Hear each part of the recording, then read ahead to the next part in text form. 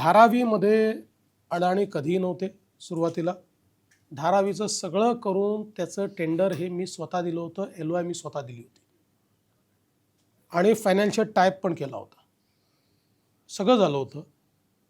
त्यानंतर उद्धवजीचं सरकार आलं आणि उद्धवजीच्या सरकारने ते टेंडर रद्द केलं.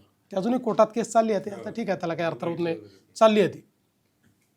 आता जर तुम्हाला अडाणी चालत नव्हते तर तुम्ही का कॅन्सल केलं दिलेलं टेंडर?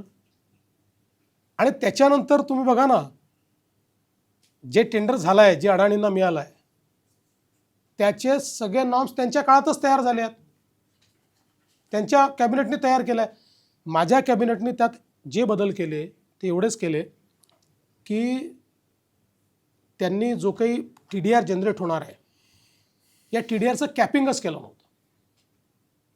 त्यामुळे झालं असं असतं की पूर्ण मोनोपोली TDRची तयार झाली असती.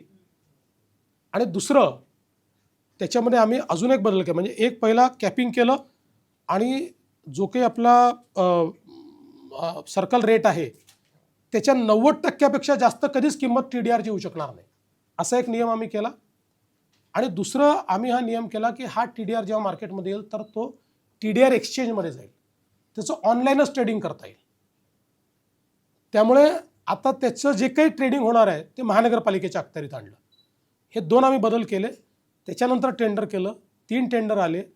त्यातला हायेस्ट बिडर किंवा जे काही नॉर्म्स होते ते यांचे होते, बाकी दोन्ही चांगल्या कंपन्या होत्या, अडाणी होत्या, अडाणींनी घेतलं. आता मी असं म्हणू शकतो, मी आरोप लावू शकतो की उद्धव ठाकरेंना अडाणींना ते द्यायचं होतं, म्हणून उद्धव ठाकरेंनी दिलेलं टेंडर रद्द केलं आणि अडाणींना सूट होतील असे नॉर्म्स तयार केले.